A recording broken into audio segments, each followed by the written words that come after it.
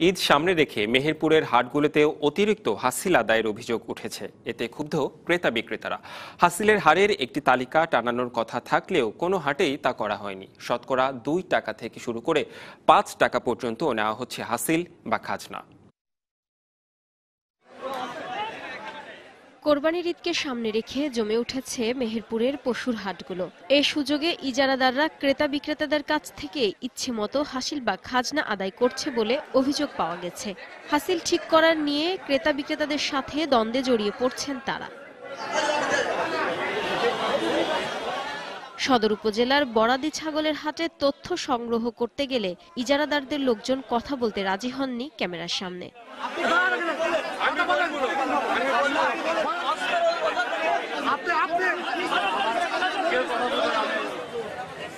একই অবস্থা গাংনী উপজেলার সবচাইতে বড় পশুর হাট বামন্দিতেও। সেখানে গরুর দামের ওপর শতকরা 2 টাকা ও ছাগলের দামের 5 টাকা হারে হাসিল বা খাজনা আদায় করা হচ্ছে। শতকরা 3 টাকা নেওয়া হচ্ছে, 2.5 টাকা নেওয়া হচ্ছে, 2 টাকা নেওয়া হচ্ছে, 4 টাকা নেওয়া হচ্ছে, এরকম। 500 টাকা ছাগল কিনলে হয়তো 270 টাকা লাগবে, মানে যে কিনবে তার, আর যে বেচবে তার 20 টাকা। হাসিল বা খাজনার হারের তালিকা টানিয়ে রাখার কথা থাকলেও তা দেখা মেলেনি কোনো হাটে। যে জিনিসপত্রগুলো বিক্রি করা হবে ওইটার প্রত্যেকের একটা তালিকা, একটা মূল্য নির্ধারণ করে দেওয়া হয় এবং ওই নির্ধারণের আলোকে হাট বাজার ইজারা নেই তারা ওই হিসাবে টোল আদায় করবে এবং টোল চার্ট কিন্তু ওইখানে থাকার কথা। খুব দ্রুত এই জিনিসটা সমাধান করবার জন্য আমাদের এখান থেকে একটা মিটিং করে আমরা দ্রুত এটাকে আমরা জানাই দিতে চাই। বিষয়টি জানা ছিল না উল্লেখ করে জেলা প্রশাসক শিগগিরই তালিকা তৈরি করে ইজারাদারদের সরবরাহ করার আশ্বাস দিয়েছেন। DBC news desk. Eid-ul Azha উপলক্ষে দেশের দক্ষিণাঞ্চলের সর্ববৃহৎ পশুর হাট বসেছে খুলনায়। শনিবার এই হাটের উদ্বোধন করেন স্থানীয় সংসদ সদস্য বেগম মন্নুজান সুফিয়ান। ঈদের দিন সকাল 6টা পর্যন্ত এই হাটে চলবে কোরবানির পশু বেচা কেনা। খুলনা সিটি কর্পোরেশন পরিচালিত এই পশুর হাটে ক্রেতা বিক্রেতাদের জন্য রয়েছে পর্যাপ্ত নিরাপত্তা ব্যবস্থা। নিরাপত্তা নিশ্চিতে স্থাপন করা হয়েছে 17টি সিসি ক্যামেরা। এছাড়া সিটি কর্পোরেশনের নিজস্ব নিরাপত্তা বাহিনীর সাথে রয়েছে পর্যাপ্ত আইন শৃঙ্খলা বাহিনীর সদস্য ও সাদা পোশাকে নিরাপত্তা বাহিনী। জাল টাকা শনাক্তের জন্য আধুনিক মেশিনের ব্যবস্থা রয়েছে এই হাটে। এছাড়া হাটের অভ্যন্তরে কোনো অসুস্থ পশু প্রবেশ করতে না পারে তার জন্য থাকবে সার্বক্ষণিক পশু চিকিৎসক সহ প্রাণী সম্পদ কর্মকর্তা। খুলনার আশপাশের জেলাসহ দেশের দক্ষিণাঞ্চলের লক্ষাধিক পশু এই হাটে কেনাবেচা হয়ে থাকে।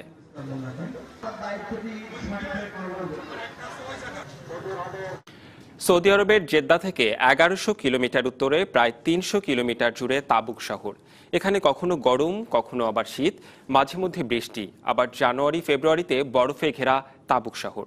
এই তাবুকের মাঝে প্রায় 2 কিলোমিটার এলাকা জুড়ে এক বাংলাদেশি গড়ে তুলেছেন বিশাল ফলের বাগান।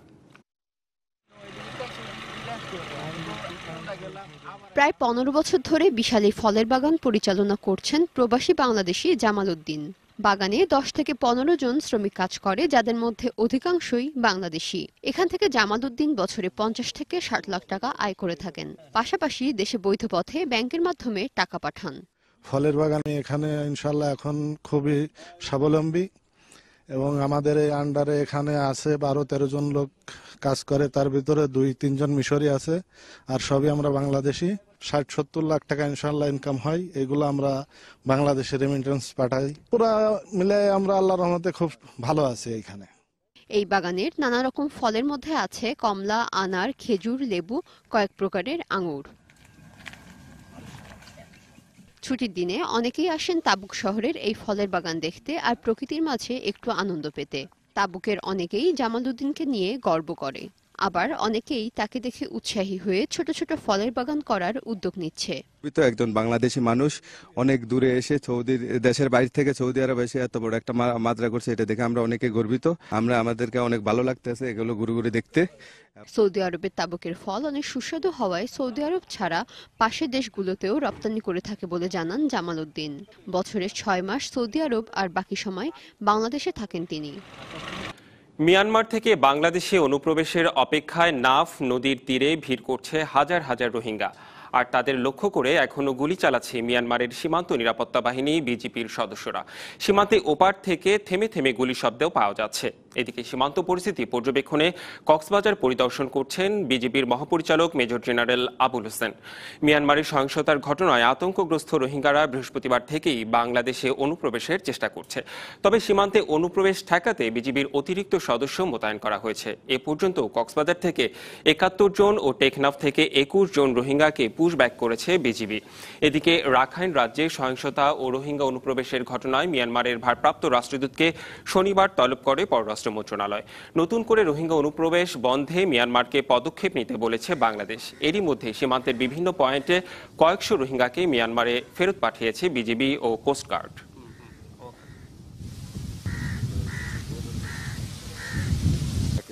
একটার ভিতরে ওদিকে চলে যেতে পারবো। হ্যাঁ, 12টা লাইফে দিয়ে রওনা হলেই হবে।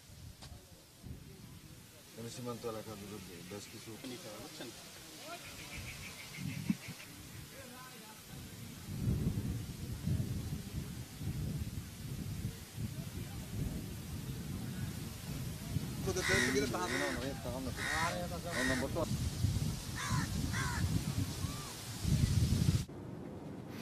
মিয়ানমার থেকে রোহিঙ্গা অনুপ্রবেশের আজকের পরিস্থিতি জানতে সরাসরি চলে যাচ্ছি সহকর্মী মনিরুল সোহাগের কাছে।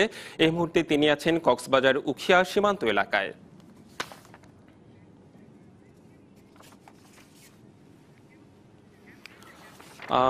সোহাগ, আপনি তো সেখানে আছেন, আজ মহাপরিচালক সেখানে পৌঁছেছেন, তিনি কি গণমাধ্যমের কাছে কিছু বলেছেন? আর সার্বিক পরিস্থিতি সেখানে সীমান্ত এলাকায় আপনি কি দেখছেন আমাদেরকে জানাবেন।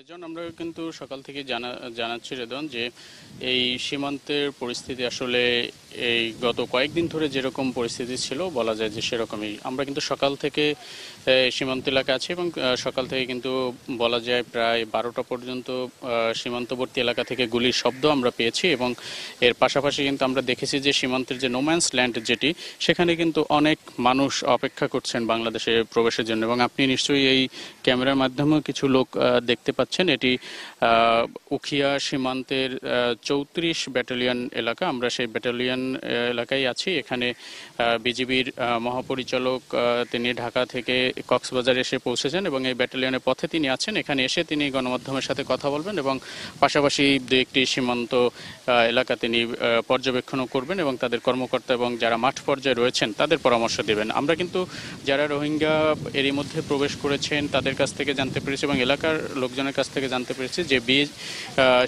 মিয়ানমারের সীমান্তরক্ষী বাহিনী যারা, তাদের সীমান্ত পার হয়ে নোম্যান্স ল্যান্ডে আসার জন্য কিন্তু সেই বাহিনীর লোকজনই সুযোগ তৈরি করে দেন এবং তারা বাধ্য করেন সেখানে আসতে এবং এরপরে কিন্তু তাদেরকে উদ্দেশ্য করে গুলির ঘটনাও ঘটেছে। সেই গুলি কিন্তু যারা আমাদের সীমান্ত এলাকায় বাংলাদেশি নাগরিক আছেন, এখানে বসবাস করছেন, তাদের বাড়িঘরেও সেই গুলির চিহ্ন পাওয়া গেছে। অর্থাৎ একটি ভীতিকর পরিস্থিতি কিন্তু সীমান্তে বিরাজ করছে। তবে বিজিবি কিন্তু আমাদেরকে জানিয়েছেন যে তারা সার্বক্ষণিক প্রচেষ্টায় আছেন এই পরিস্থিতি মোকাবেলা করার জন্য এবং যাতে কোনো অনুপ্রবেশের ঘটনা না ঘটে সেটি তারা সজাগ দৃষ্টি এখানে রয়েছেন।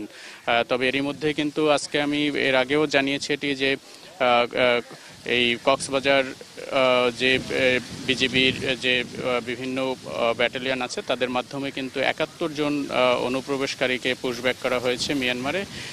এর পাশাপাশি কিন্তু টেকনাফ থেকে আরও ২৩ জনকে পুশব্যাক করা হয়েছে। তো এই পরিস্থিতি আসলে চলছে। তবে এলাকার লোকজন বলছেন যে আসলে দিনের বেলায় যারা জড়ো হয়ে থাকেন তারা চেষ্টা করেন সন্ধ্যার পর আধার ঘনিয়ে আসলে সেই রাতের অন্ধকারে বাংলাদেশে প্রবেশ করার চেষ্টা করেন। তবে বিজিবি বলছে দিন রাত সার্বক্ষণিক তারা চেষ্টা চালিয়ে যাচ্ছেন। নিশ্চয়ই কিছুক্ষণ পরেই বিজিবির পরিচালক মহোদয় গণমাধ্যমের সাথে কথা বলবেন, হয়তো সেখান থেকে আমরা আরো নতুন কোনো তথ্য পেতে পারি। আবহাওয়া অনুকূলে থাকায় নাটোরের সোনালী আঁশ পাটের ফলন ভালো হয়েছে। এবার বিঘা প্রতি ফলন হয়েছে ৮ থেকে ১০ মণ। অতি জাগ দিতে কোনো সমস্যা হয়নি।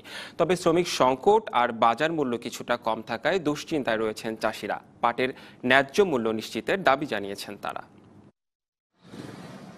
নাটোরের হালতিবিলের মতো নাটোরের ছোট বড় সকল মাঠেই ভালো পাট দেখা যাচ্ছে। চলতি বছর এ জেলায় পাট চাষের লক্ষ্যমাত্রা ছিল ২৩,৮০০ হেক্টর জমিতে, কিন্তু তা ছাড়িয়ে পাট চাষ হয়েছে ২৪,৫০০ হেক্টর জমিতে।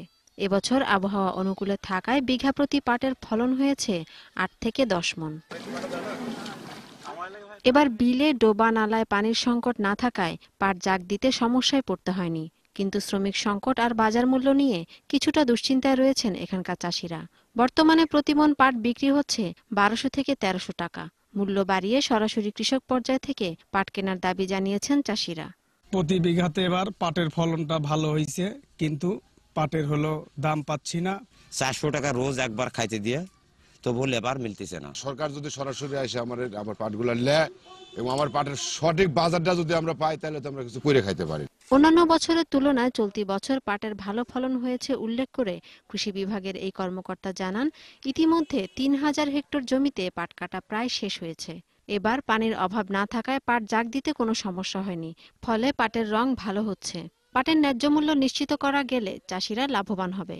যেহেতু আমাদের বৃষ্টি দেওয়া আনুপাতিক হারে আছে, কাজে আমাদের পাটের রঙের দিকটা, আঁশের রঙের দিক থেকে আমি আশা করছি খুব উজ্জ্বল হবে এবং তাতে কৃষক ভালো দাম পাবেও এবং তাতে কৃষকের মুখে হাসি ফুটবে। পাটের ন্যায্য মূল্য নিশ্চিত করে কৃষক ও কৃষি পণ্য রক্ষায় সরকারের সুদৃষ্টি কামনা করছেন চাষিরা।